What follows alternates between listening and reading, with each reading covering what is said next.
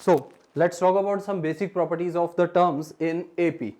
So our first property is if each term of the AP is either increased or decreased, that is if we are adding some constant value to each term of the AP, or we are subtracting a same constant value to each term of the AP, or we are either multiplying each term of the AP by some constant value or dividing it, then also the new sequence will be in AP.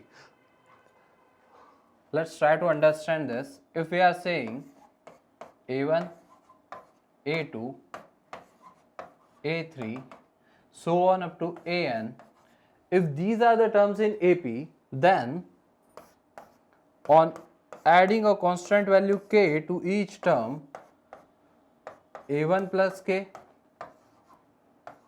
A2 plus k,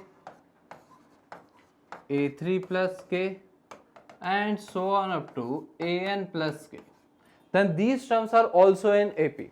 Now, how we can say that if the first sequence is in AP, then its common difference will be A2 minus A1 or A3 minus A2. Now, let's try and see if these terms also have the common difference. So, let's say the common difference is D1.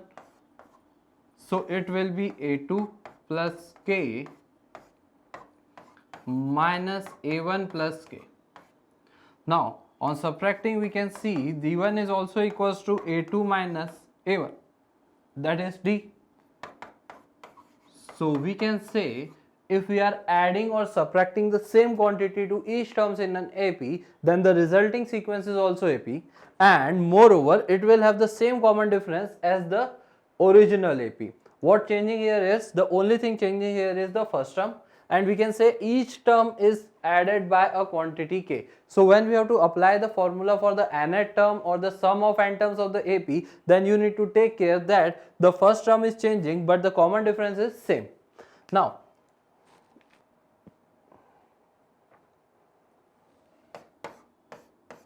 if we are multiplying each term of the AP, then what will happen?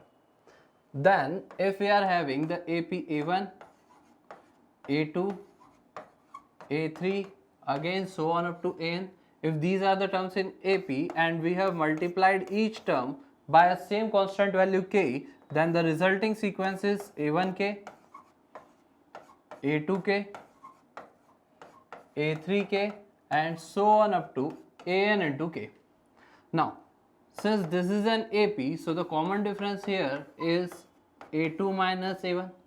Now let's see what will be the common difference here. Let's say the common difference here is D2. It will be equals to A2k minus A1k. So D2 is equals to A2 minus A1. We are taking out k common from these two terms.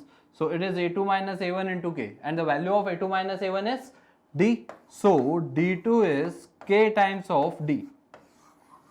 Now from this we can say that if we are multiplying each term of the AP by a constant value k, then the resulting sequence is also in AP. In this case, each term is getting multiplied by k, whereas the common difference is also getting multiplied by k. So the basic rule here is, if we are adding or subtracting the same quantity, then common difference remains the same, but if we are multiplying each term by a constant value, then the common difference becomes k times. Now let's solve a question. So we are given that consider an arithmetic progression and the series given is 5, 10, 15, 20. If each term of the series is multiplied by a constant real number k, then prove that the resulting sequence is also an AP. How we are going to do this is, so we need to take care that if this sequence is AP, then its common difference is 10 minus 5, that is 5. Now, the resulting new sequence, when it is multiply a constant number k, then it will be 5k, 10k, 15k, 20k, and so on. From this, let's find the difference of these two numbers. Second term minus first term, you would be getting 5k, 10k minus 5k, that is 5k, and from this we would be getting 15k minus 10k, again it is equals to 5k. Here also it is 5k. So the difference between the two consecutive numbers is constant, hence this sequence is an AP. And what we need to take care is, that the common difference now has become k times of the original common difference.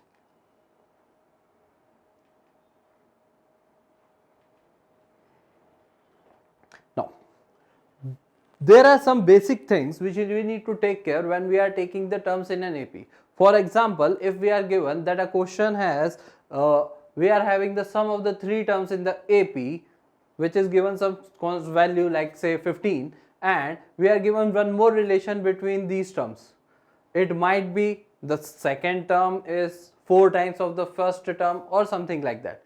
Then when we are considering the sum of the three terms in the AP, then we have to take these three terms as a minus d, a and a plus d. You can take a plus d, a plus 2d also, but taking a minus d, a and a plus d will make the question simpler. For example, if we are given that we are having the three terms, or we can say we are having the angles of a triangle in AP.